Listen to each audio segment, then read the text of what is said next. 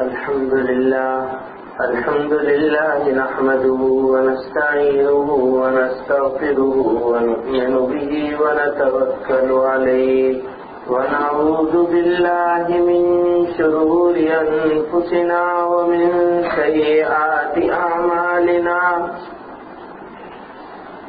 من يهده الله فلا مضل له ومن يضلله فلا هادي له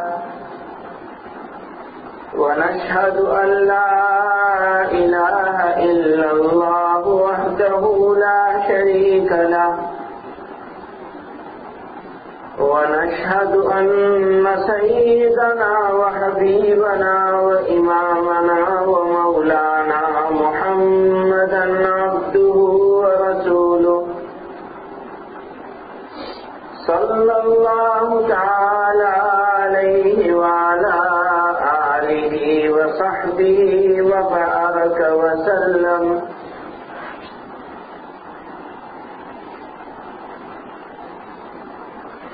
بزرگوں اور بھائیوں، اللہ تعالی نے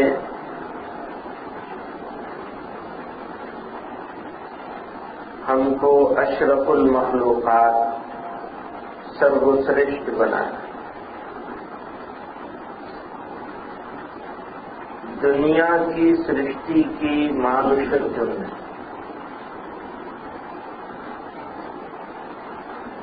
یہ آسمان، سورج، چاند، ستارے، زمین، آسمان، ندی، نالے، دریا، ہوا، پانی، جو کچھ بنا ہے سب کو مانوش کا بیگاری خادم بنا دیا. فرمایا الم تروا ان اللہ سخر لکم ما فی السماوات وما فی الارض. زمینوں آسمانوں میں جو کچھ پیدا کیا، جس کی بھی سرشٹی کی، سب کو مانوش کے لیے مسخر کر دیا، بیگاری خادم.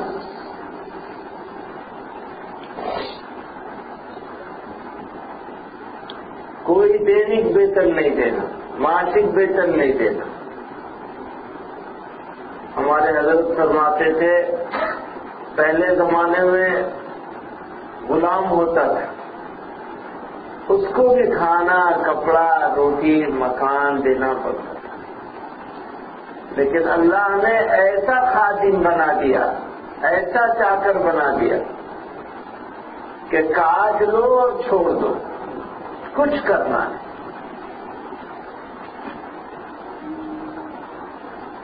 اللہ نے مانوش کو دو طرح کی نعمتیں، ایک یہ جسم دیا، شریر، باڈی،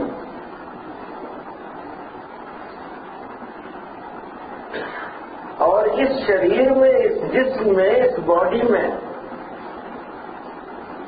جتنی نعمتیں عطا فرمائے مانوش ان کی گننا نہیں کر سکتا.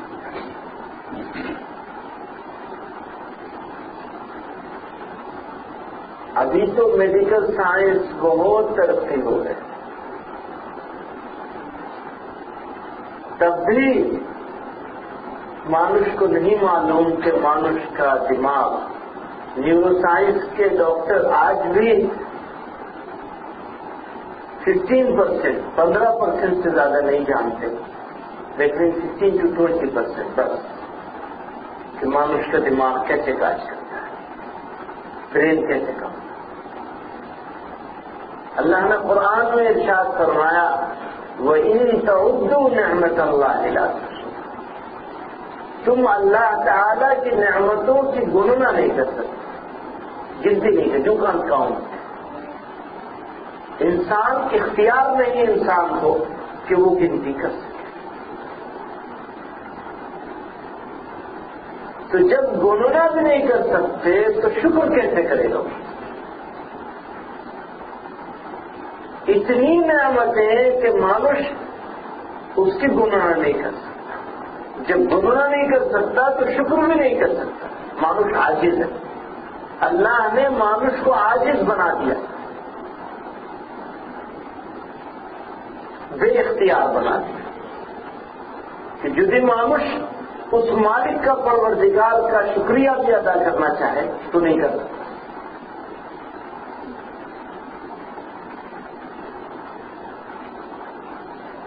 اس لیے کہ جس چیز کی کمپلیٹ انفارمیشن ہی نہیں ہے اس نعمت کا احساس بھی مانوش نہیں کرتا جس کو جانتا.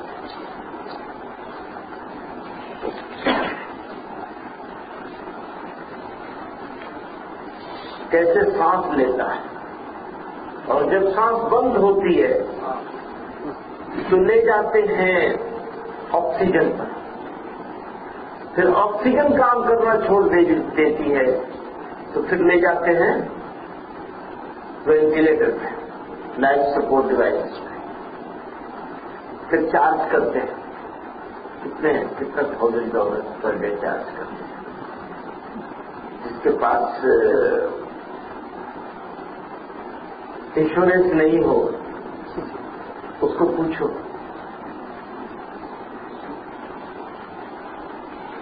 تو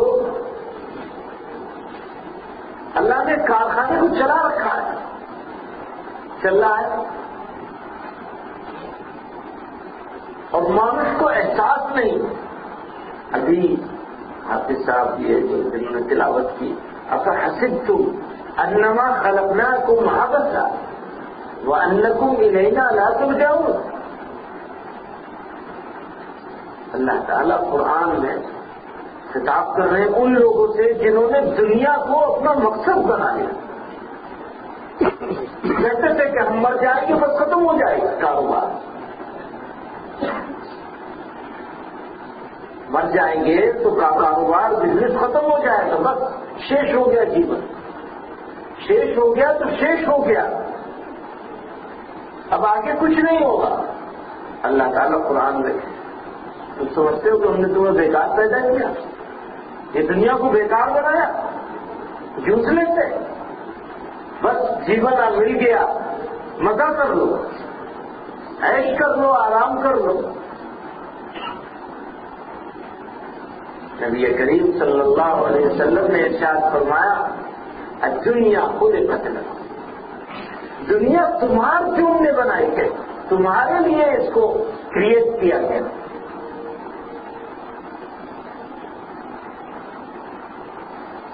But you have been created for hereafter. وَإِنَّكُمْ خُلِقْتُمْ لِلْآخِرَةِ, تمہیں آخرت تک جوڑنے بنایا گیا, دنیا جوڑنے. بہت فائن لائن ہے, it is very fine line between this thing and that. اگر انسان سمجھ لے کہ اس کی سرشٹی کس لیے کی گئی ہے, اس کو کس لیے پیدا کیا گیا, کس لیے بنایا گیا, یہ کاروبار دنیا کا کیوں سجایا گیا, اگر مانوس سمجھ لے تو مانوس کے لیے آسان. نہیں سمجھے تو پھر بابر نے کہا تھا بابر بیش کوش کہ دنیا دوبارہ ہے, بابر موج کر لو, دنیا دوبارہ ملنے والے نہیں. اب ایک کنسپٹ ہے اسلام کا, قرآن کا, اللہ اور اس کے رسول صلی اللہ علیہ وسلم کا, اور دوسرا کنسپٹ ہے بابر کا اور اس کے جیسے دنیا میں آج کے ماننے والے لوگ.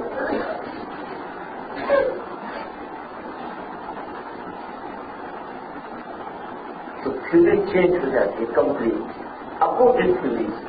ایک تھیوری ہے کہ تمہیں آخرت کے لیے بنایا گیا, دوسری تھیوری ہے تمہیں دنیا کے لیے پیدا کیا. بیچ کا کوئی راستہ نہیں ہے, بیچ کا کوئی راستہ نہیں ہے. یا تو آج بھی اس تھیوری کو مانے گا یا اس تھیوری کو مانے گا. جو لوگ بیچ کے راستے پہ چلنے کی چیشٹا کرتے ہیں بالآخر وہ اسی تھیوری پر چلتے ہیں.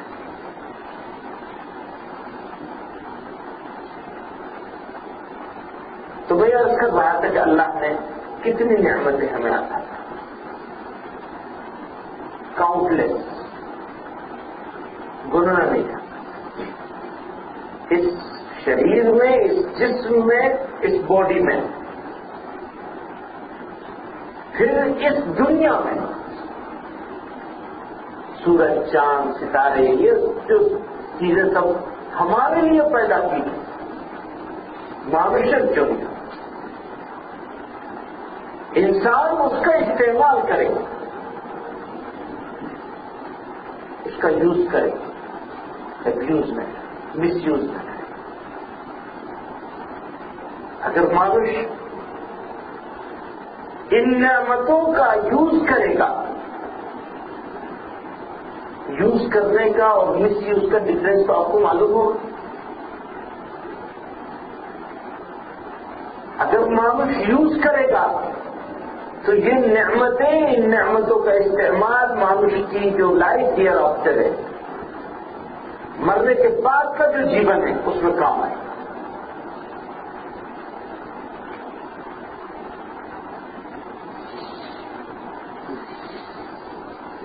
چھوٹا سا ایگزامپل دوں، مثال دوں. مسلمان ہیں، دیندار ہیں، تقوی والے ہیں، تبلیغ میں جاتے ہیں، علماء کی صحبت اختیار کرتے ہیں، نمازیں پڑھتے ہیں اور نیکی کے بھال و کاج کرنا چاہتے ہیں. مسجد میں آتے ہیں، وضو کرنے کے لیے بیٹھ جاتے ہیں، ٹیپ کھول لیتے ہیں. تو بنا کسی ایفرٹ، بنا کسی انویسٹمنٹ کے، without any investment, without any effort, پانی مل جاتا ہے، وضو شروع ہو جاتا ہے. مسواک بھی ہے، مسواک کرنا شروع کرتے ہیں، پانی جا رہا ہے. اگر پانی کو بچانے کی چنتا کو لے کر مانوش وضو کرے کہ یہ واٹر کا یوز ہے، اور بغیر چنتا کے اگر اس کو یوز کرے تو وہ یوز نہیں ہے، مس یوز ہے. اس کو ہمارے پیغمبر علیہ السلام نے، آقا نے عجیب انداز میں فرماتے ہیں کہ ایک مانوش، ایک انسان دریا کے کنارے، ہمارے ملک میں تو بہت پانی ہے، پانی کی کوئی کمی نہیں ہے، دریا کے کنارے، ندی کے کنارے بیٹھ کر وضو کرتا ہے. یہاں جو ہم وضو کرتے ہیں یہ واٹر ویسٹ ہوتا ہے. دریا میں جو کنارے بیٹھ کے وضو کرتے ہیں وہ یوز واٹر بھی اس میں واپس چلے جاتا ہے. 90%، صرف 10-15% واٹر جو ہے وہ دریا سے پانی باہر رہتا ہے. ادروائز جب آپ دریا کے کنارے بیٹھ کے وضو کریں تو پانی جو یوز واٹر ہے وہ اس میں چلا جاتا ہے. دیکھا ہوگا نا بنگلہ دیش میں وہ جو وہ ہوتا ہے، تالاب ہوتا ہے، ویل ہوتا ہے، مسجد کے باہر کیا ہوتا ہے، پانی یوز کرتے ہیں وہ واپس اس میں چلا جاتا ہے. تو منیمم ویسٹ ہوتا ہے واٹر کا. اور وضو کرنا عبادت ہے. نبی علیہ السلام فرما رہے ہیں کہ جس انسان نے دریا کے کنارے بیٹھ کر وضو کیا اور پانی کا دھیان نہیں کیا، یہ میں بڑھا رہا ہوں بات. آپ نے فرمایا جس نے دریا کے کنارے بیٹھ کر وضو کیا اس کو بھی پانی کا حساب دے گا. یہ ہے سینس آف اکاؤنٹیبلٹی ان اسلام. کتنا ہائی اسٹینڈرڈ ہے اکاؤنٹیبلٹی کا. ابھی رمضان گزر گیا، ایک مہینہ نہیں وہ رمضان گزرے ہوئے. آقا نے رمضان کے بارے میں فرمایا من صام رمضان ایمانا و احتسابا، ایمان کے ساتھ اور احتساب کے ساتھ. احتساب کا مطلب کیا ہے؟ اسی سینس آف اکاؤنٹیبلٹی کے ساتھ، جس اسٹینڈرڈ کی سینس آف اکاؤنٹیبلٹی جناب رسول اللہ صلی اللہ علیہ وسلم کے واسطے سے اللہ رب العزت چاہتے ہیں مانوش کے جیون.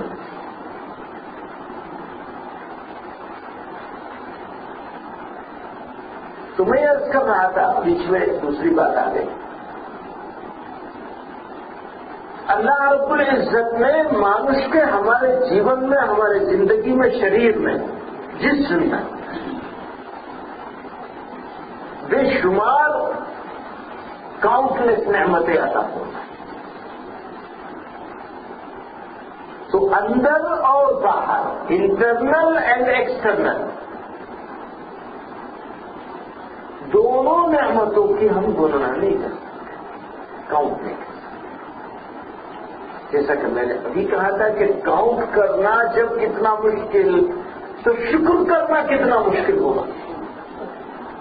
مانوش کا پتہ ہی نہیں، اس کو احساس ہی نہیں ہے کہ اللہ نے اس کے اوپر کتنا اپکار کر دیا، کتنے احساس کر دیا. جانتا ہے،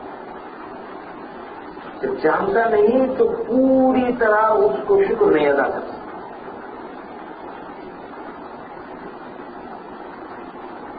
اب جو لوگ اللہ تعالی کو مانتے ہیں اور اس کے جتنا قریب ہوتے چلے جاتے ہیں، اتنا زیادہ ان کو ڈر لگنے لگتا ہے، بھے ہوتا ہے.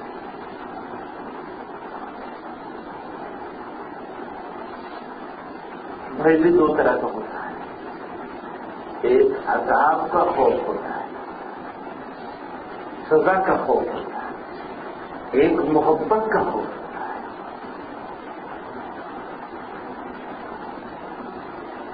کسی بزرگ نے کہا کہ لوگ سزا کے ڈر سے روتے ہیں وہ عام ہے، جو محبت کی وجہ سے روتے ہیں وہ خاص ہے.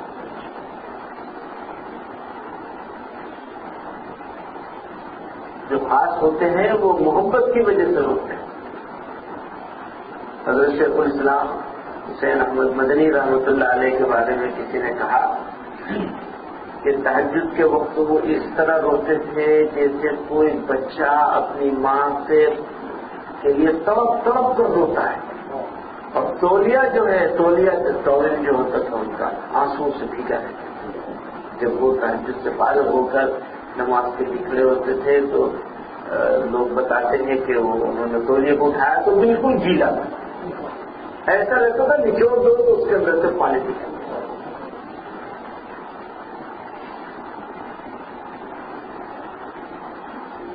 تو میں عرض کر رہا تھا کہ اللہ نے جو نعمتیں ہم کو عطا کر دی، انٹرنل اور ایکسٹرنل، ان نعمتوں کو ہم لوگ شکریہ نہیں ادا کرتے. تو کر کیا سکتے ہیں؟ قرآن میں اللہ تعالیٰ جو فرما رہے ہیں، افحسبتم انما خلقناکم عبثا، تم ایسا سمجھتے ہو کہ تم کو بیکار پیدا کیا گیا. یہ خطاب ہے ان لوگوں سے جو خدا کا انکار کرتے ہیں. اب خدا کے انکار کرنے والے، اللہ اور اس کے رسول صلی اللہ علیہ وسلم کا انکار کرنے والے دو طرح کے لوگ ہیں. ایک وہ جو ایمان کی نعمت سے محروم نہیں ملی، یہ تو خدا کا فضل ہے.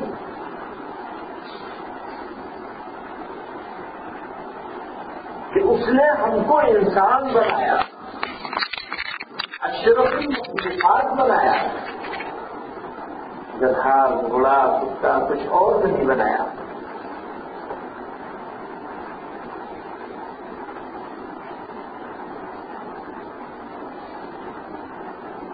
انسان بنا دیا،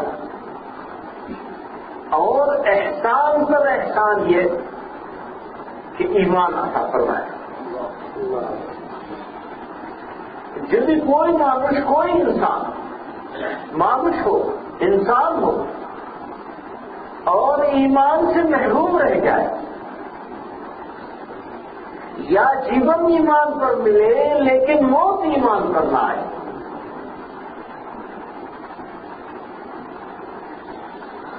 سب کام تو اللہ کی مرضی سے ہوتا ہے. اللہ نے کفر نہیں بنایا، انسان بنا دیا، پھر ایمان بھی عطا کر دیا. تو جب جیون ایمان کا دیا تو انشاءاللہ موت بھی ایمان پر آئے گی انشاءاللہ. لیکن اس کی بھی کچھ شرط ہے، کچھ کنڈیشنز. ایمان پر جیون ملا، ایمان پر پیدا کر دیا، یعنی جب بولنا آیا تو ماں نے کلمہ سکھا دیا، کوئی چیشٹا نہیں کرنی پڑی ایمان لانے کے لیے. کسی نن مسلم کے گھر میں پیدا ہو انسان اور پتہ نہیں ایمان کی روشنی ملے نہ ملے، تو اللہ نے فضل کر دیا کہ مومن گھرانے میں پیدا کر دیا، وراثت میں ایمان مل گیا، بنا چیشٹا، بنا محنت کے، بنا کوشش کے، بنا ایفرٹ کے، بنا قربانی کے، کوئی سیکریفائس نہیں کرنی پڑے. آپ نے دیکھا ہوگا کہ کوئی شخص کو ایمان نصیب ہوتا ہے تو کس طرح سے کہ ان کو گھر چھوڑنا پڑتا ہے، باڑی چھوڑنی پڑتی ہے، رشتے دار چھوڑنے پڑتے ہیں، اور مسلمان سوسائٹی بھی انہیں پوری طرح ایکسپٹ نہیں کرتی. میں نے دیکھا ہے، میں جانتا ہوں ایسے بہت لوگوں جو ایمان لے آئے لیکن مسلم سوسائٹی نے انہیں اپنے آپ میں مرج نہیں کیا.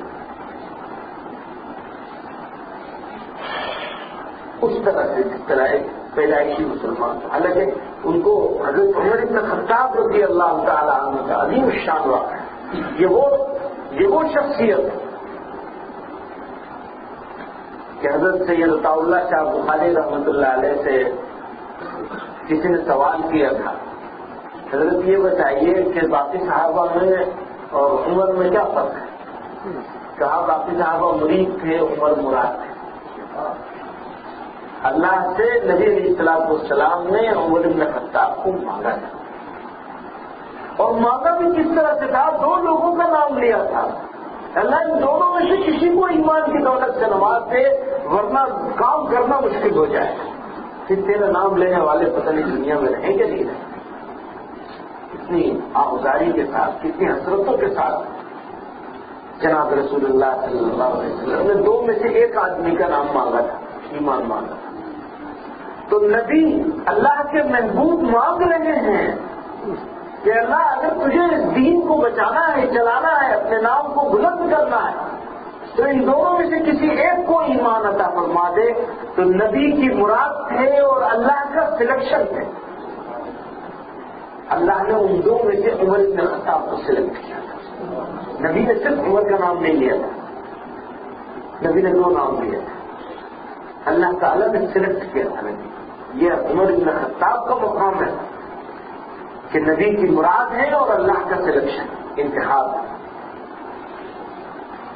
وہ عمر بن خطاب جو امیر المومنین ہیں اور دنیا کے اکثر حصے پر ان کی حکومت ہے. ایک صحابی ایمان کی دعوت لے کر ایک بادشاہ کے پاس غور کیجیے گا. ایک صحابی ایمان کی دعوت لے کر ایک بادشاہ کے پاس جاتے ہیں. وہ کہتا ہے، ساری بات سنتا ہے، کہتا ہے تمہارا امیر جو ہے وہ عمر ہے. ہاں عمر ہے. تم ایک کام کر دو تو میں ایمان لے آؤں گا. عمر سے کہہ دو کہ اپنی بیٹی سے میری شادی کر، میں ایمان لوں. لڑکا ٹھیک ہے، میں پیغام پہنچا واپس آ گیا. حضرت عمر حال پوچھتے کیا ہوا، کیسے وہ کارگزاری لیتے، تو وہ سب بات بتاتے ہیں. پھر آخر میں وہ تو اس کو کوئی اہمیت نہیں دیتے. کہاں امیر المومنین عمر بن خطاب کیسا درجہ تھا ان کا، اور کہاں یہ دنیا کا بادشاہ شادی کرنے کے لیے کے نام پر ایمان لائے گا. انہوں نے اپنے دل میں اس کو ریفیوز کر دیا تھا، کوئی اہمیت نہیں دی تھی. قصہ سنا دیا عمر بن خطاب کو. تو عمر بن خطاب چونک گئے. ارے تم نے ہاں کیوں نہیں کہہ دیا، تم نے ہاں کیوں نہیں کہہ دیا.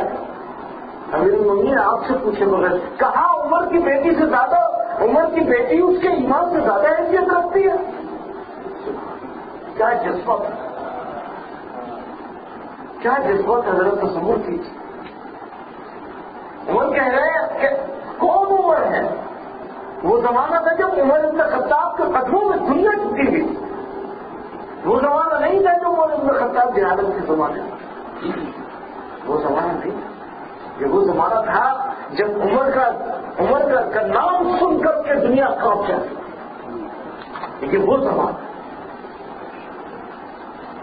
یہ وہ زمانہ تھا کہ عمر ابن خطاب جدھر نظر اٹھاتے وہاں کی زمین وہاں کے درخت ان کے قدموں میں.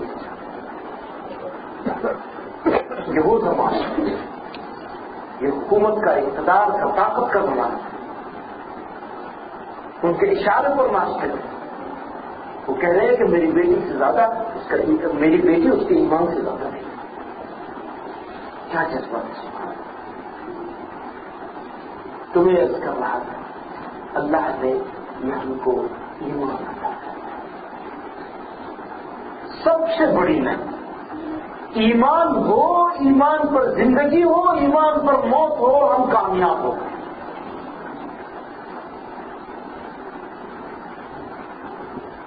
اور ہمارے حضرت رحمۃ اللہ علیہ بڑا عجیب نقطہ بیان فرماتے تھے اللہ تعالی نے قرآن میں حکم دے کر فرمایا ہے کہ تمہاری موت ایمان پر ہونی چاہیے. تمہاری موت ایمان پر ہونی چاہیے.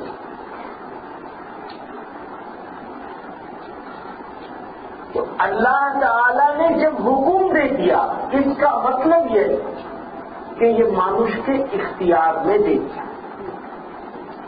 مانوس چاہے تو اس کا جیون ایمان پر گزرے اور چاہے تو موت ایمان پر آ جائے, نہ چاہے تو نہ. اللہ تعالی نے سب چیزیں اپنے اختیار میں رکھی. اللہ کا اختیار ہے, جس کو چاہے ایمان دے اور جس کا چاہے ایمان چھین لے. اللہ کا اختیار ہے. پوری زندگی ایمان پر گزری, موت ایمان پر نہیں آئی, لابھ ہوگا. اور تو میرا دل خواتین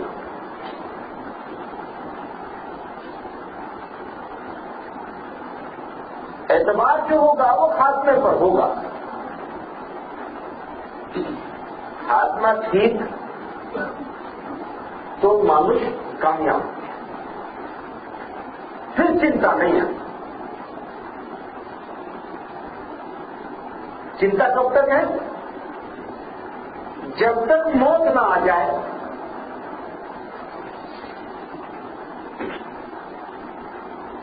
حضرت بلال حبشی رضی اللہ تعالی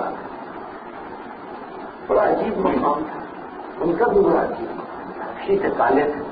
ہم لوگ تو کالوں سے نفرت کرتے ہیں, معاف کریے. ہم لوگ کالوں سے نفرت کرتے ہیں.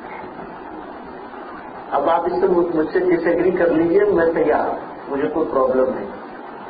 لیکن میں نے جو مشاہدہ کیا وہ میں بیان کر رہا ہوں. نبی علیہ الصلوۃ والسلام خود بلال حبشی رضی اللہ تعالی عنہ فرماتے ہیں کہ جب میں زخموں سے چور تھا اور مجھے ہوش آیا اور میں نے ابو بکر کو, ابو قحافہ کو دیکھا رضی اللہ تعالی, میں نے دیکھا کہ یہ میرے اوپر جھکے ہوئے ہیں, میرا علاج کر رہے ہیں, دوا دے رہے ہیں, تو مجھے بڑی حیرت ہوئی. اور جب کچھ عرصے کے بعد ذرا چلنے کے قابل ہو گیا تھا تو مجھے کہا کہ چلو میں تمہیں لے کے چلتا ہوں. وہ قصہ تو بڑا لمبا ہے, اگر وہ قصہ سناؤں گا تو ساری بات اسی میں چلی جائے گی. بلال کا قصہ چھوٹا قصہ نہیں ہے. بلال کا قصہ چھوٹا قصہ نہیں ہے. ایمان والے اگر اس قصے کو ہی سمجھ لیں تو ایمانی زندگی اور ایمانی موت چھوٹی سی چیز رہ جائے. بہت بڑا سیگریفائس کا ایک پورا ایک لمبا اتہاس ہے, تاریخ ہے. ہماری قدرت بھی نہیں ہے کہ ہم اس سارے قصے کو پوری طرح بیان کر سکیں جو بلال کے ساتھ گزرا تھا, جو دن گزرے تھے بلال کے, جو راتیں گزری تھی بلال. حضرت بلال کو جب نبی علیہ الصلوۃ والسلام کے پاس لایا گیا, آقا نے انہیں کچھ نصیحت کی, پڑھنے کی نصیحت کی, کچھ کی. اس کے بعد جب واپس آنے لگے تو ان کو اٹھنے میں تکلیف تھی تو آقا نے سہارا دیا. اور اپنے کندھے کے سہارے سے ان کو لے کر کے چلی. تو بلال کہتے ہیں میں نے کبھی زندگی میں سوچا نہیں تھا کہ کوئی شریف آدمی کے کندھے کا مجھے سہارا مل سکتا ہے. اور شریف بھی کیا تھا ان کی شرافت کے مقابلے میں تو ساری دنیا کی شرافتیں ایک ہیں. اللہ کے محبوب کا کندھا ان کو ملا تھا اس سہارے کے طور پر جس کے ذریعے سے وہ مکے کی گلیوں میں ہوتے ہوئے حضرت ابوبکر کی اس میں عمدہ تک پہنچے تھے جہاں ان کا علاج چل رہا ہے. ابھی وہ ہاسپٹلائز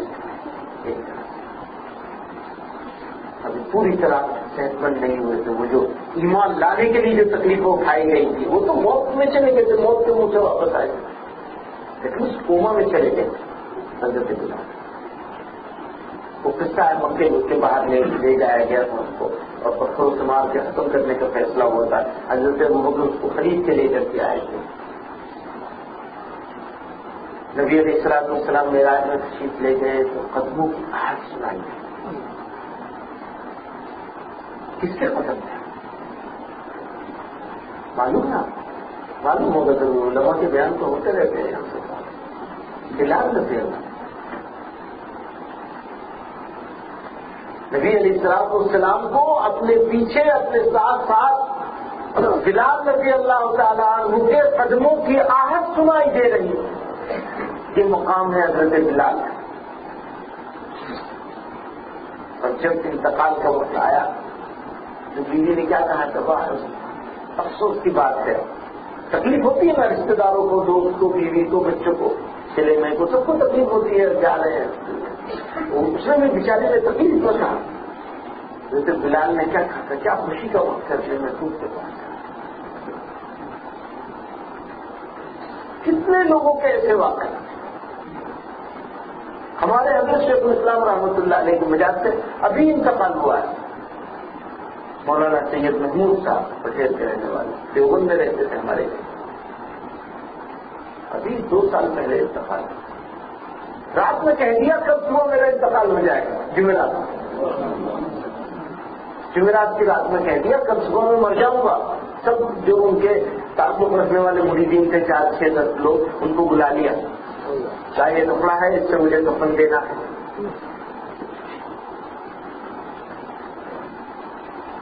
اور جنازہ وہ شیخ سدیش آ رہے تھے, ان کی جمعے کا دن تھا. کہا یا تو ان سے پڑھوا لینا اور نہیں تو قاری عثمان صاحب سے پڑھوا.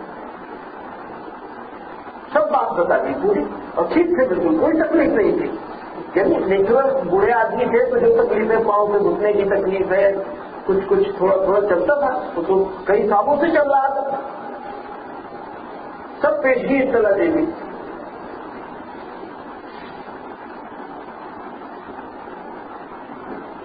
ایک مسجد میں ایک بوڑھا آدمی لے کر مؤذن صاحب کو مسجد کی صفائی کرنی تھی. مسجد میں مؤذن صاحب آئے, بوڑھے سے کہا ہٹ جاؤ مجھے جھاڑو دے دی. تو وہ ادھر سے اٹھ کے ادھر لیٹ گیا جاتا. تھوڑی دیر وہ صفائی کرتے کرتے وہاں پہ پہنچ گیا. وہاں سے کہا تجھ سے کہہ رہا ہوں سمجھ نہیں آتا, جب مر رہی ہے تو وہاں جا کے مر جا. اٹھ کے بیٹھ گیا. میں کہاں جا کے مر جاؤں, وہ وہاں جا کے مر جا. سامنے کنواں تھا, کنویں کی مڑیل کی طرف اس نے اشارہ کیا, وہاں جا کے اچھی بات ہے میں جا کے مر جاتا ہوں. گیا وہاں جا کے زور سے لا الہ الا اللہ محمد رسول اللہ پڑھا اور لے گیا. تھوڑی دیر کے بعد مسجد پانی نکالنے گیا تو اس کو کہتا ہٹ یہاں سے بھی ہٹ گیا. تو وہ ہلتا ہی نہیں دیکھا تو انتقال ہو گیا,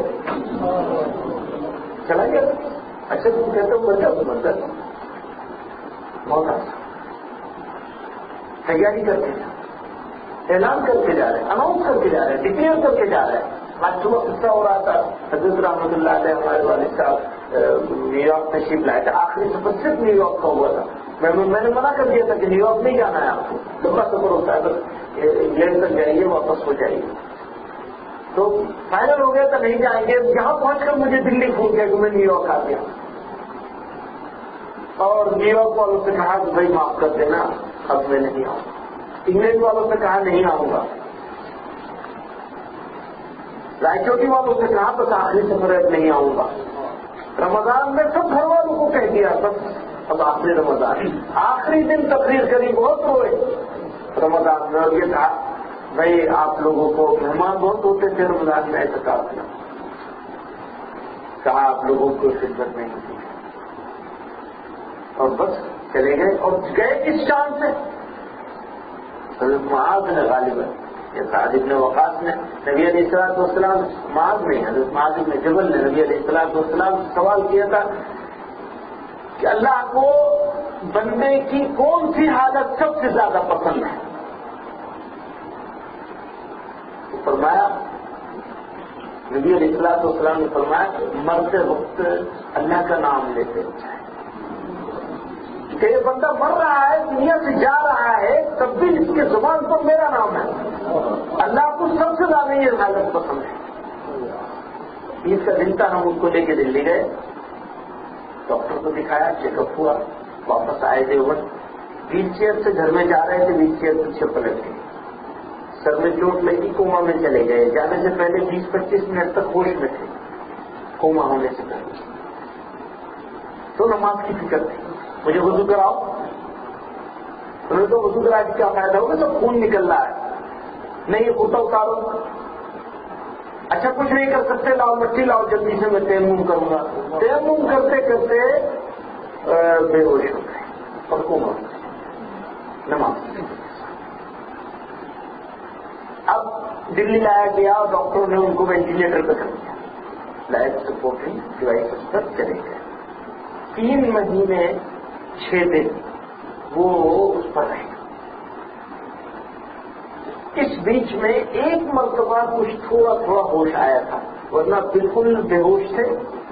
ہمیشہ ہاتھ میں تصویر رہتی تھی اور تصویر پڑھتے رہتے تھے. تصویر گر جاتی تھی تو ہاتھ سے تلاش کرتے تھے، وہ ہاتھ چلتا رہتا. ہم لوگ جائیں ICU میں تو دیکھتے تھے کہ ہاتھ چل رہا ہے، تصویر دے دیتے تھے تو ہاتھ اوپر اٹھ جاتا تھا اور تصویر چلنے لگتی. ایک چیز. دوسری چیز یہ کہ جب کسی پیشنٹ کو 1 ہفتے سے زیادہ وینٹیلیٹر ہوتا ہے تو منہ سے نکال لیتے ہیں اور آپریٹ کر کے یہاں سے لگاتے ہیں گلے میں، کیونکہ منہ سے انفیکشن ہونے کا خطرہ ہوتا ہے لانگ ٹائم تک اگر. اور جس کو یہاں سے لگا دیتے ہیں اس کی زبان کا کنیکشن کٹ جاتا ہے. پھر مانو ٹھیک بھی ہو جائے تو پہلے آپریشن کر کے یہاں سے زبان کا کنیکشن جوڑتے ہیں تب مانوش بول سکتا ہے، ورنہ انسان بول نہیں سکتا. کنیکشن کاٹ کیا جاتا ہے. تو یہاں سے ان کا لگا دیا گیا. اب دیکھیے منڈے کا دن ہے، ظہر کی نماز کے وقت سے بلکہ ایک دن پہلے سے بہت فلکچویشن ہے بلڈ پریشر. منڈے کے دن مارننگ سے صبح کے ٹائم سے وہ ہائیسٹ ڈوز تھی، ہائیسٹ میڈیسن کی ہائیسٹ ڈوز پر 4 بجتے بجتے بلڈ پریشر بہت لو ہو گیا اور پھر بالکل مائنس ہو گیا. لایا گیا، ہم بھی آ گئے، ہماری کوکی تھی، بیٹی تھی اور فیملی کے لوگ آ گئے. سب میں اندر گیا تو میں ہم لوگوں کو سب کو عادت ہو گئی تھی مشین پہ دیکھنے کی. ہاسپٹل میں رہتے رہتے معلوم ہو گیا یہ بلڈ پریشر کا ہے، یہ ہارٹ بیٹ کا ہے، فلاں ہے فلاں ہے. تو دیکھا وہ سیدھا چل رہا ہے بالکل. اس کا مطلب یہ کہ ہارٹ نے کام کرنا بند کر دیا. اور میری پھوپھی نے بہت رو رہی تھی، روتے روتے مجھے کہا کہ یہ تو ان کا تو ذکر جاری ہو گیا.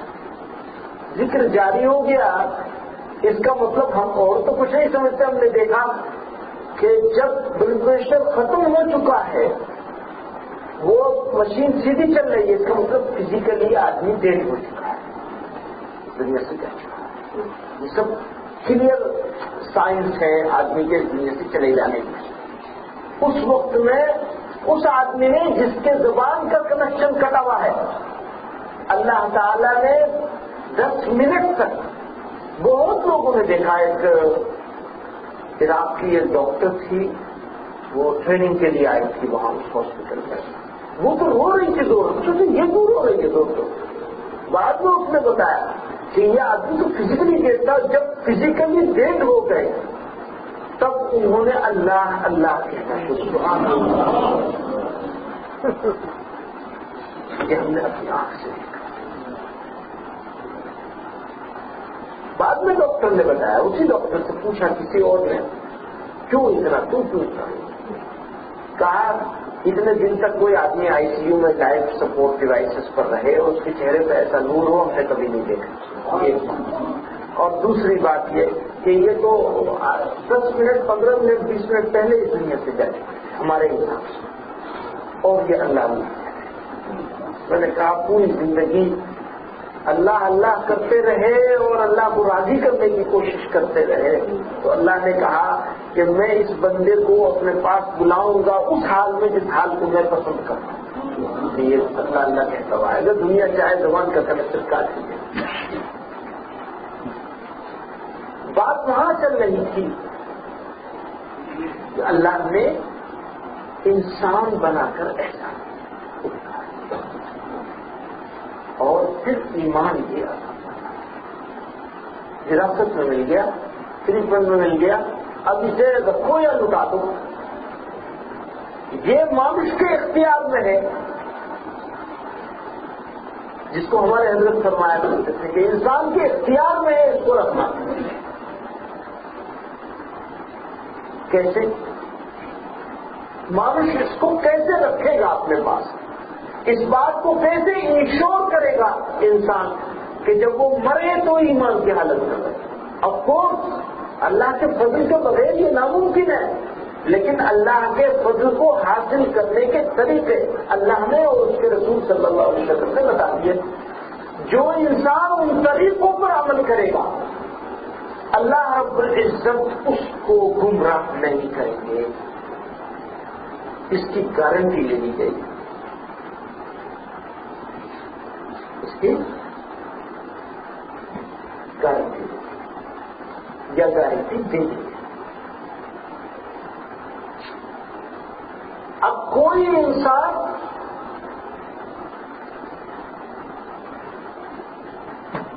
ان طریقوں کو اختیار نہیں کرے گا, فالو نہیں کرے گا, تو پھر اس انسان کے بارے میں دونوں باتیں ہو سکتی ہیں. یا کامیاب ہو جائے گا یا خطرہ رہے گا ناکام. یہ بات بھی صحیح ہے کہ کامیاب ہونے کے چانس پھر بھی ہے. اللہ کی رحمت سے مانوش کو مایوس نہیں ہونا چاہیے, کبھی مایوس نہیں, لیکن ڈرتے بھی رہنا چاہیے. امام غزالی رحمۃ اللہ علیہ نے اس کے اوپر بہت طویل بحث کی. پوری کتاب الرجا لکھی ہے, اور کتاب الخوف لکھی ہے. کتاب الخوف پڑھے تو آدمی حضرت روتا رہے, کتاب الرجا پڑھ لے تو گناہوں پر دلیر ہو جائے. دونوں کو پڑھ کر بیچ کا راستہ نکالنا, اللہ کی رحمت سے پر امید بھی رہنا, کیونکہ انسان سے گناہ ہوتے ہی ہوتے ہیں.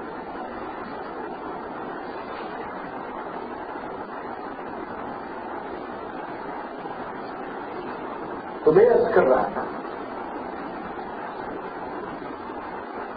اللہ نے اپنے فضل سے ایمان عطا. ایک تیسرا اور فائنل احسان وہ ہے نبی علیہ السلام کا امت.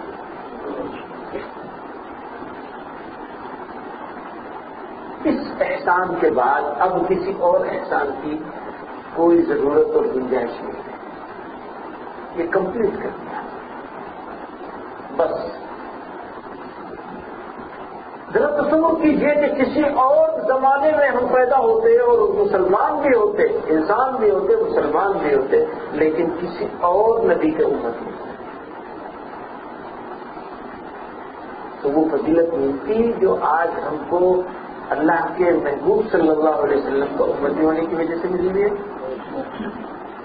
نہیں, اللہ نے یہ فضیلت عطا فرمائی. ہمارے نبی کی فضیلت, آقا کی فضیلت, تو پھر ہم کو بھی فضیلت حاصل ہو گئی ان کے امتی کو.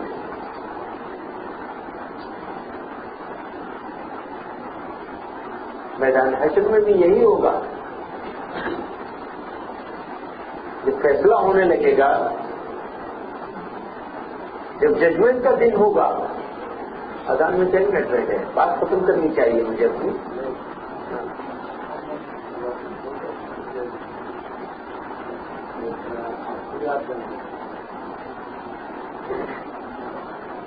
بات یہ ہے کہ لمبی کوٹھا سے لابھ نہیں ہوتا. لمبی کوٹھا سے لابھ نہیں ہوتا. ابھی تک میں نے کتنی بات بتائی ہے، اکثر لوگ بھول بھی گئے. ایک مولانا صاحب تھے، تقریر کر رہے تھے میسور میں بھی تھا اس جلسے میں. تو بڑی اچھی بات کہی، مجھے بہت پسند ہے. کہ تم معلوم ہے اللہ نے 2 کان کیوں دیے؟ معلوم ہے؟ ہاں، اپنے پوچھتے کی پوچھتے نہیں کی کیوں دیے؟ ایک سننے کے لیے، دوسرا نکال دینے کے لیے. ادھر سے سنو، ادھر سے نکال.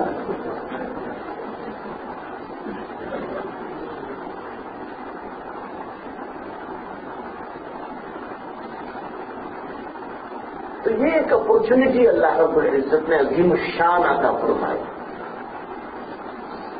کہ ہم کو انسان بنایا، ایمان عطا فرمایا اور اپنے محبوب کو امتی بنایا. کیا درجہ ہے! امام غزالی رحمۃ اللہ علیہ نے لکھا ہے کہ حضرت آدم علیہ نبینا علیہ الصلوۃ والتسلیم تو اللہ تعالیٰ نے ناراضگی کا اظہار فرمایا، دنیا میں بھیج دیا. اب روتے روتے روتے روتے روتے آنسوؤں کا دریا بن گیا. اتنا روتے تھے حضرت آدم علیہ السلام، ہر وقت روتے رہتے. اللہ تو راضی ہو، اللہ تعالیٰ کی طرف سے رضامندی کا اظہار نہیں ہو رہا ہے. تو دنیا بھر کے واسطے دیا، اللہ کی رحمتوں کے واسطے دیے، اللہ کی عنایتوں کے واسطے دیے، جنتوں کے واسطے دیے، سب واسطے دے دیے، لیکن اللہ تعالیٰ کی طرف سے راضی ہونے کا اعلان نہیں ہو رہا. ڈکلیئر نہیں کیا جا رہا کہ ہم نے تمہیں معاف کر دیا. ایک دن حضرت آدم، جو اللہ تعالیٰ نے معاف کرنا تھا تو حضرت آدم علیہ السلام کے دل میں ڈالا. آدم علیہ السلام نے دعا کری کہ اللہ تجھے تیرے محبوب کا واسطہ، اللہ تجھے تیرے محبوب کا واسطہ. پوچھا گیا تمہیں کیسے پتا کہ میرا کوئی محبوب؟ تمہیں کیسے پتا کہ میرا کوئی محبوب ہے؟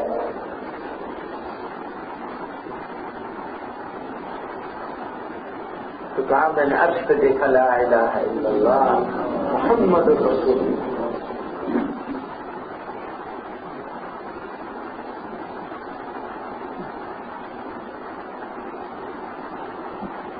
تو میں سمجھ گیا کہ جس کا کلمہ تیرے عرش کو لکھا گیا وہ تیرا ہی محبوب ہو سکتا ہے اور کچھ نہیں. بس مجھے وہ خیال آیا تو میں نے آج کا دن، ٹھیک ہے تم نے میرے محبوب کا واسطہ دیا، جاؤ آج معاف.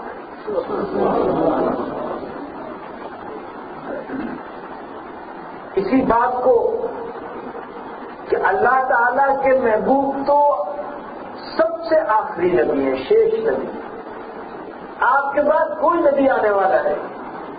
آدم علیہ السلام تو انسانوں کے باپ ہیں،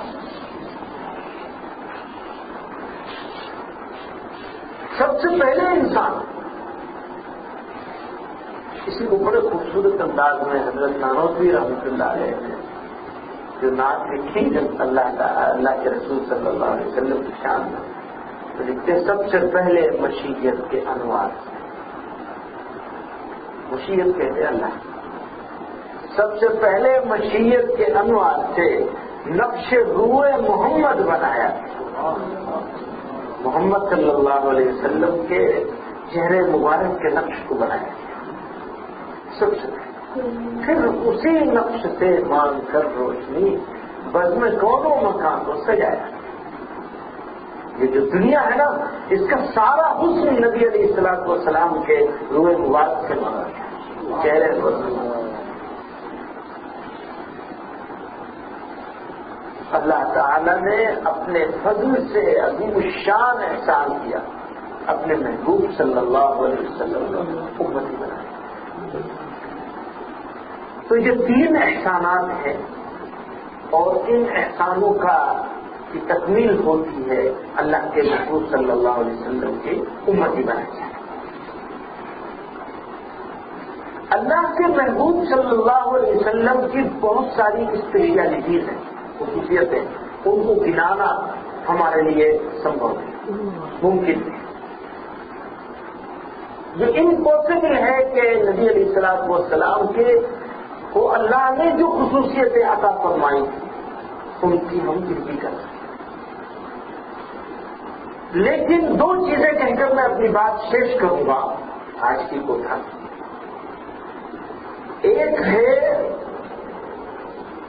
کسبی چیز اور ایک ہے وہابی چیز۔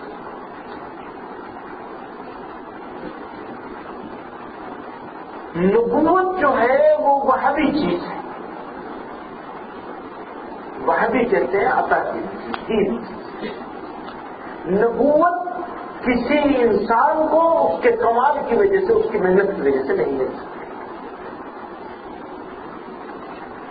وہ اللہ تعالی کے فضل سے، اس کے فیصلے سے ملتی رہی ہے، اور نبی علیہ الصلوۃ والسلام پر شیش ہو گئی۔ اب کسی انسان کو یہ نبوت نہیں ملے گی، ضرورت ہی نہیں رہ گئی، اللہ نے نظام بنا دیا۔ اب جب ضرورت آئے گی نبوت کی تو قیامت آئے گی، بس نبوت نہیں آئے گی۔ تو نبوت ہے وہابی چیز۔ نبی علیہ الصلوۃ والسلام کو نبوت جو عطا فرمائی اللہ نے وہ وہابی چیز، اللہ کی عنایت ہے، اس کا فضل ہے، اس نے فیصلہ فرمایا اور ہمارے آقا کو نبی بنا دیا۔ جو کسبی چیز ہے وہ محنت کر کے حاصل کرنے والی وہ ولایت ہے۔ نبی علیہ الصلوۃ والسلام نبی ہونے کے ساتھ ساتھ ولایت کبریٰ کے مقام پر تشریف فرما۔ ہمارے حضرت سے جب انتقال ہوا تو اگلے دن دارالعلوم دیوبند میں جلسہ ہوا محاسن وغیرہ بیان کرنے کے لیے، تاکہ لوگوں کو اس سے جذبہ پیدا ہوتا ہے خود بھی ہم کو اچھا آلوکاش کریں۔ تو اس کو تعزیتی جلسہ لوگ کہتے ہیں، حالانکہ تعزیت تو اسلام میں کوئی چیز نہیں ہے، لیکن یہ کہ جو لوگ دنیا سے چلے گئے اس کو محاسن موتا کو حکم دیا گیا ہے کہ مرنے والوں کی اچھائیوں کو یاد کرو۔ اچھائیاں یاد کرنے سے خود بھی اچھائی کرنے کا شوق پیدا ہوتا ہے منشیہ۔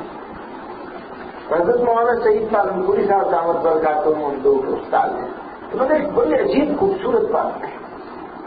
ان کے بہت سارے واقعے بیان کرنے کے بعد کہا، بچوں، سب طلبا تھے دارالعلوم کے، ان سے خطاب کر کے فرما رہے تھے، کہا بچوں ایک بات تم کو بتاؤں، نبوت کا دروازہ تو بند ہو چکا ہے، لیکن اس کے علاوہ سارے دروازے کھلے ہوئے ہیں، جو جتنی محنت کرے گا اس کو اتنا موقع۔ محنت کس چیز کو کہتے ہیں؟ سڑک پر پتھر توڑنے کو محنت کہے گے، یقیناً وہ بھی محنت ہے، لیکن وہ محنت دنیا کے لیے ہوتی ہے، کاج کے لیے ہوتی ہے۔ نیت ٹھیک ہو تو وہ محنت دین میں بھی ثواب ہو سکتا ہے، رکھا ہے اللہ دنیا کے کاج کو بھی دین بنایا اگر نیت ٹھیک ہے۔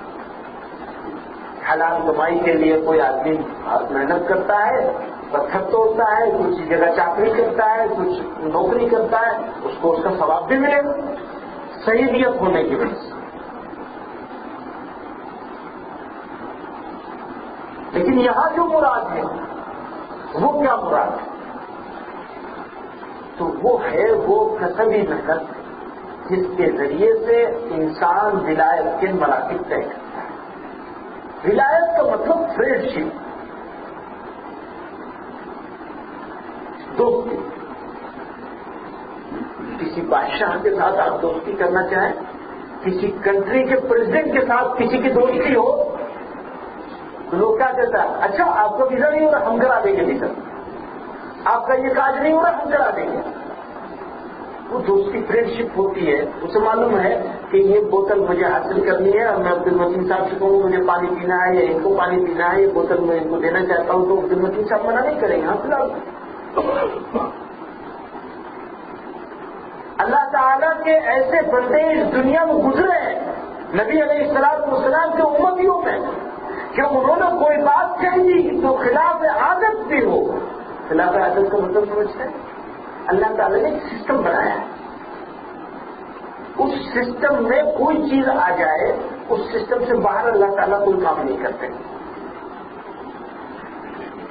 گولی میں طاقت رکھ دی ہے، اب کسی کو گولی ماری جائے تو چاہے کتنا ایک بندہ گولی لگ جائے گی، سمجھ جائے سسٹم بنایا اللہ۔ لیکن اللہ کے کچھ بندے ایسے ہیں کہ انہوں نے کوئی بات اگر سسٹم کے خلاف بھی کہہ دی تو اللہ تعالیٰ نے سسٹم کو توڑ دیا کہ ٹھیک ہے میرا ولی ہے، میرا دوست ہے، اس نے کہہ دیا تو کہہ دیا۔ اس ولایت کے ڈفرینٹ درجے، ڈفرینٹ اسٹیپس ہیں، ڈفرینٹ مقامات ہیں۔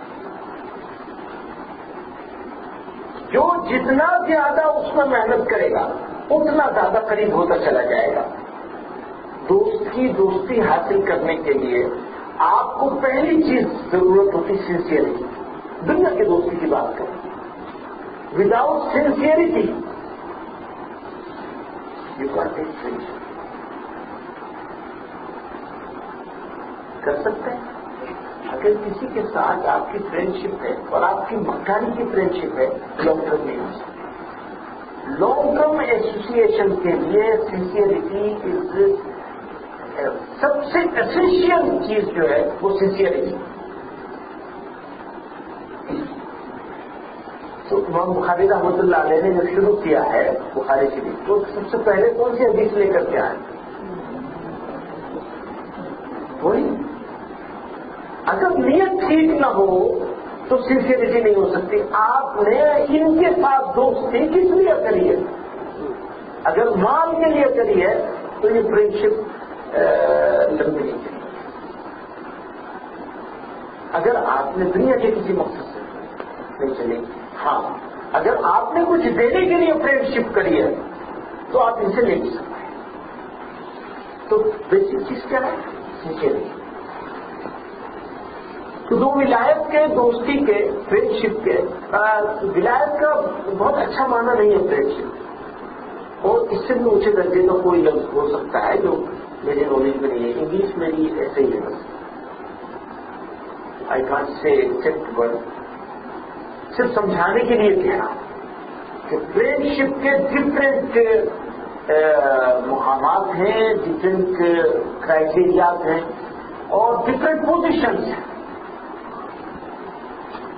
You can take every position. Everyone can take. جس کے پاس ایمان ہے وہ بھی دوست ہے اللہ کا۔ آپ سب لوگ اللہ کے دوست ہیں، لیکن کیٹیگریز ہیں، پوزیشنز ہیں۔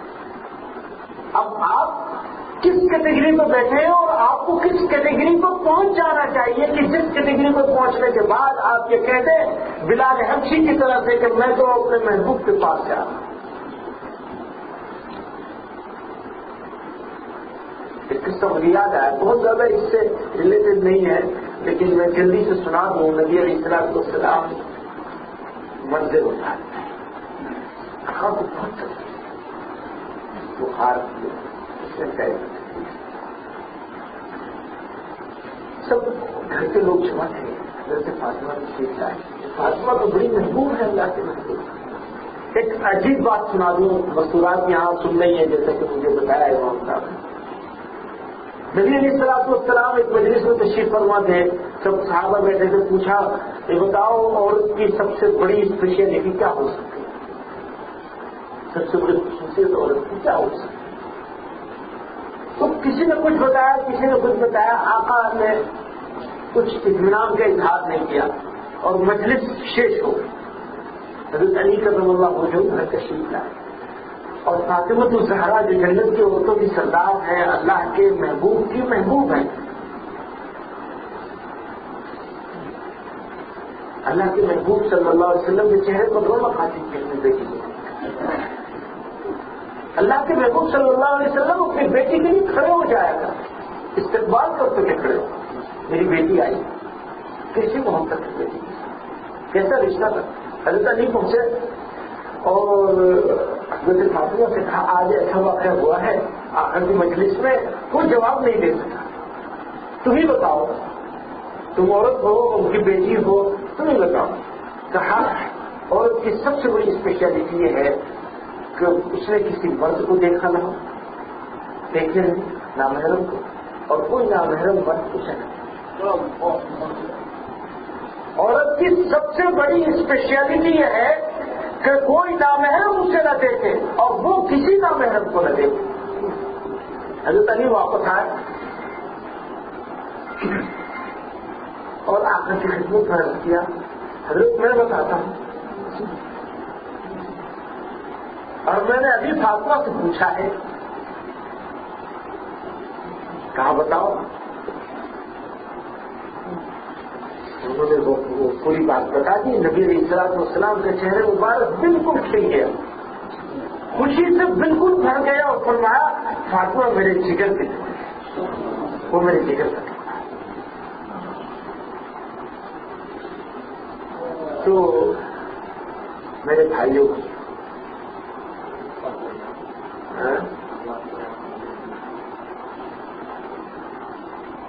ہاں وہ بیچ میں رہ جائے گا.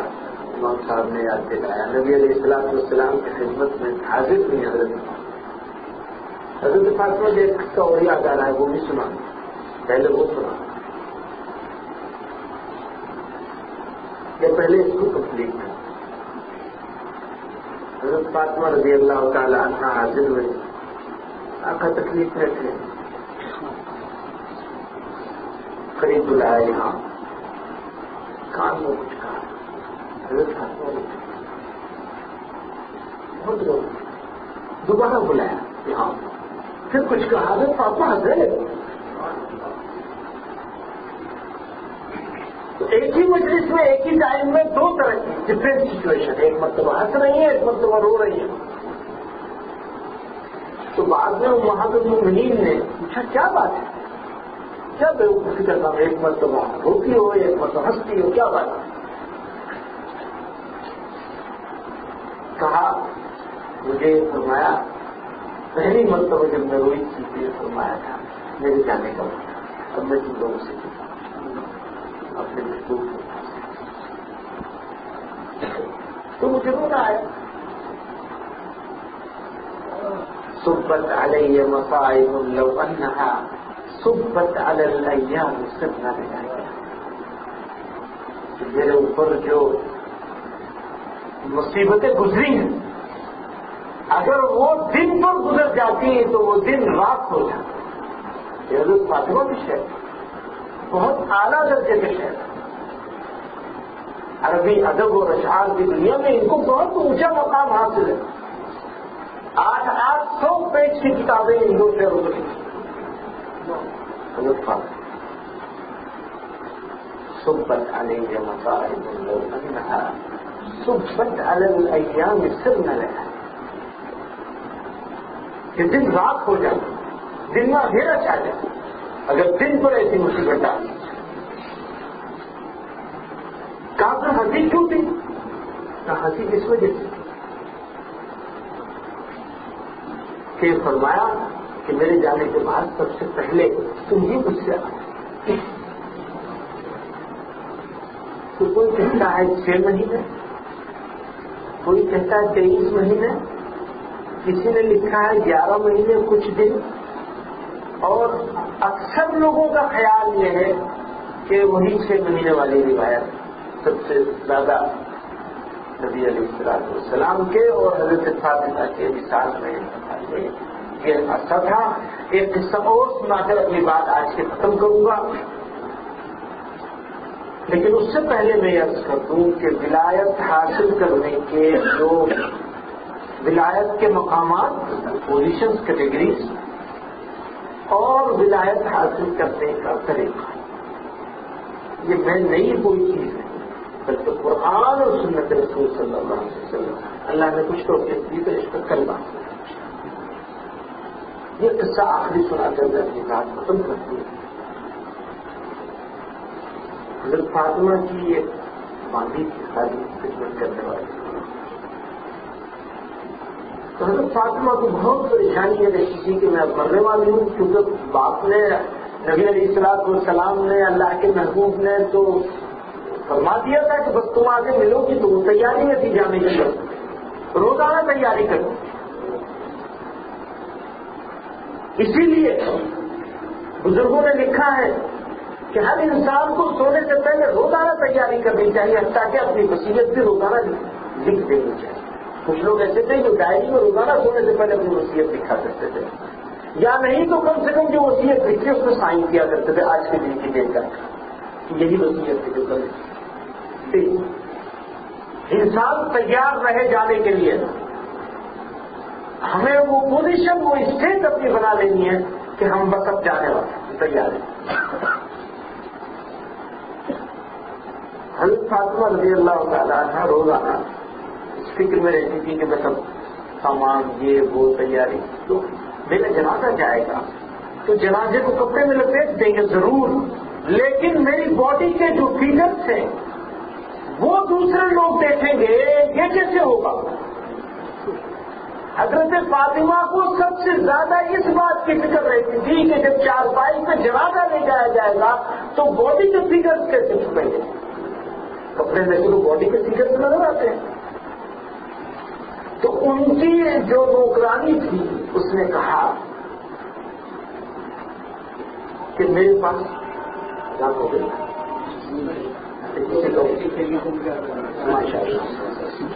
یہ بھی ٹھیک نہیں ہے. آپ کو میں عرض کر دوں جن لوگوں کے ٹیلی فون میں اس طرح کی ٹیونس لگی ہوئی ہیں قرآن کی، نعتوں کی، اذان کی، وہ لوگ اپنے ٹیون کو ٹھیک کریں، کیونکہ ابھی اس نے اللہ کہنا شروع کیا، آپ نے سننا شروع کیا، اسے بند کر دیا. یا باتھ روم میں ٹوائلٹ میں ہے وہاں بجنے لگا. یہ اللہ کے نام کی بے ادبی اور غصہ ہے. تو پلیز اس کو چینج کر لیجیے. تو اس نے کہا میں نے حبشہ کے علاقے میں ایک طریقہ دیکھا ہے کہ لوگ جب لیڈیز کا جنازہ لے جاتے ہیں، حضرت فاطمہ سے اس نے بتایا تو وہ ایک لکڑی کا وہ کھڑا کرتے ہیں اور اس کے اوپر بھی ایک فردر کپڑا ڈال دیا جاتا ہے تاکہ باڈی کی فگر بھی نہ معلوم ہو. لیڈیز کے لیے یہ ارینجمنٹ کیا جاتا ہے. تو حضرت فاطمہ نے کہا مجھے بنا کے دکھاؤ، اور وہ چارپائی پہ بنا کے تیار کروایا. مجھے دکھاؤ کیسے چھپائیں گے. جب دیکھ لیا اطمینان ہو گیا اور اس سے بے پناہ خوشی ہوئی، بہت خوشی کا اظہار کیا. اب میں سیٹسفائی کہ میری باڈی کو کے فگرس کو بھی کوئی نہیں دیکھ سکے گا. مرنے کے محاورہ پردے میں حضرت فاطمہ اور ہمارا رول ماڈل کوئی نہیں ہو سکتا سوائے حضرت فاطمہ الزہرا رضی اللہ. مسلمانوں نے، مسلمان مردوں نے، ہمارے جوانوں نے بھی اپنا رول ماڈل چینج کر لیا. اور معاف کریے گا مذکورات میں نہ عائشہ کو اپنا رول ماڈل بنا سکتے ہیں، نہ فاطمہ کو اپنا رول ماڈل بنا سکتے ہیں. پتہ نہیں کس چیز کو اپنا رول ماڈل بنا سکتے. اللہ تعالیٰ ہمیں ہماری حفاظت فرمائے اور اللہ کے محبوب صلی اللہ علیہ وسلم